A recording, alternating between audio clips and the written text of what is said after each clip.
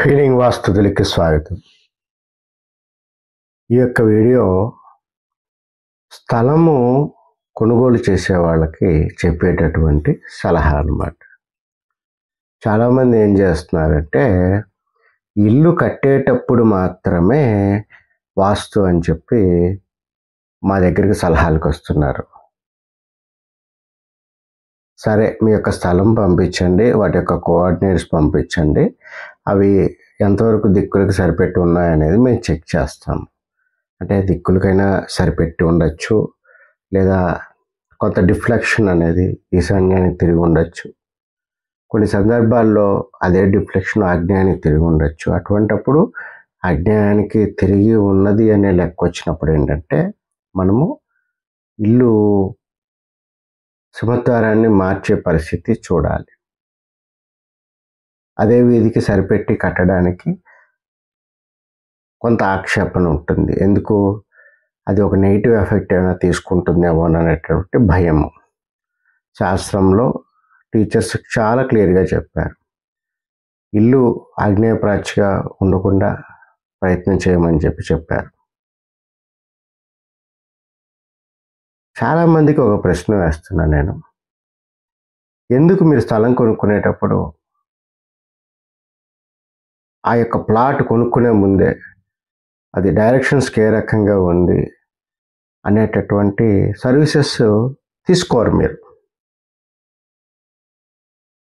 మన దగ్గర ఉన్నటువంటి కంపాస్ ఏదో ఒకటి తీసుకోవడము, ఫోన్లో ఉన్న కంపాస్ని అక్కడ పెట్టి చూడడం.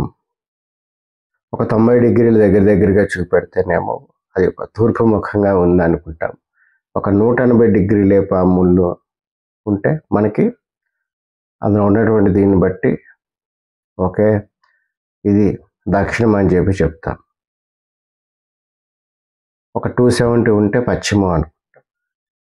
మనం ఇవన్నీ అంచనా వేస్తున్నాం, కానీ ఒక 5 డిగ్రీలు 6 డిగ్రీలు చాలా సున్నితమైన అంశాలు అనమాట. అంటే ఒక కంపాస్లో ఒక 4-5 డిగ్రీలని మనం అసెస్ చేయలేం. అది దిక్కులకి ఈశప్రాచిగా ఉంటే పర్వాలేదు, ఆగ్నేయ ప్రాచిగా ఉంటే.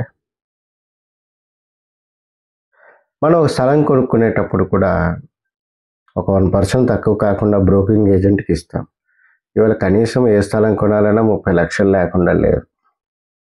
ఏంటి, urban development authority LP number ఉండి కాస్త ఇల్లు కట్టుకోవాలనుకుంటే ఒక 200 గజాలు తీసుకుంటే 30 లక్షలైనా పెట్టాల్సి వస్తుంది. హీనంగా చదరపు గజానికి 15,000 రూపాయలు లేకుండా ఇవాళ ఇల్లు ఎక్కడ కట్టుకునే పరిస్థితి లేదు. కానీ అది ధర్మబద్ధంగా పనికొస్తుందో లేదో అనేది తర్వాత మాలాంటి వాళ్ళ దగ్గరికి వచ్చినప్పుడు కూడదు అని చెప్పినప్పుడు అది మనస్సు ఎంత బాధపడుతుందండి. ఈ యొక్క వ్యత్యాసాన్ని మీరు తెలుసుకోండి. మేము ఒక 10,000 రూపాయలు తీసుకోవడం ద్వారా ఒక 2 నెలల కాలము 3 నెలల కాలంలో ఒక 10 స్థలాలను మేము ఎనలైజ్ చేస్తామండి. ఎందుకంటే విడిగా ఒక్కొక్క స్థలానికి 2,000 రూపాయలు తీసుకొని ఎనలైజ్ చేస్తాం. ముందుగానే మేము స్థలం కొనుక్కోవాలనుకుంటున్నాము, పలానా ఏరియాస్లో మేము కొనుక్కోవాలనుకుంటున్నాము అన్నప్పుడు మీరు మాకు ఆ యొక్క కోఆర్డినేట్స్ పంపించిన, లేదా పలానా హైదరాబాదు, పలానా ఔటర్ రింగు, పలానా ఎగ్జిట్ గేటు, ఈ ఏరియాలో ఒక 5-6 కిలోమీటర్లు విస్తీర్ణంలో మేము ఎక్కడో చోట కట్టుకోవడానికి సిద్ధంగా ఉన్నాం అన్నప్పుడు మేము అదంతా ఆన్లైన్ సర్వే చేయడం ద్వారా అక్కడ ఉన్నటువంటి లేఅవుట్స్ అనేది ఉపగ్రహ చిత్రాలలో రిఫ్లెక్ట్ అవుతాయి. కాబట్టి వాటిని బేస్ చేసుకొని అక్కడ ఏ రకమైనటువంటి డైరెక్షన్, ఏ పలానా వీధిలో కొనుక్కుంటే బాగుంటుంది అనేది మేము చెప్పడం అనేది జరుగుతుందన్నమాట. అంటే తూర్పు పడమరలుగా అక్కడ ఆగ్నేయ ప్రాచిగా ఉన్నవి, అక్కడే ఉత్తర దక్షిణాలుగా ఉన్న ప్లాట్లు ఉన్నప్పుడు అవి ఈశప్రాచిగా పరిగణించవచ్చు.